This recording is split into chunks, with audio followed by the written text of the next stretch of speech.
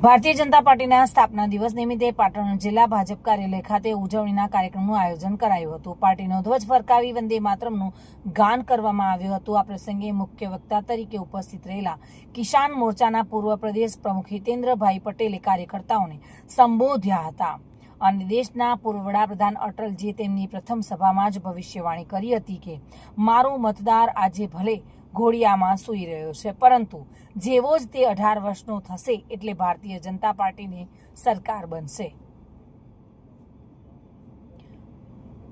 જો કે આજે આ શબ્દો સાચા સાબિત થયા છે અને પાર્ટી પંચાયતથી લઈને પાર્લામેન્ટ સુધી સત્તાના શિખરે પહોંચી છે। ભારતીય જનતા પાર્ટી આજે માત્ર ભારતની જ નહીં પરંતુ વિશ્વની સૌથી મોટી રાજકીય પાર્ટી બની છે।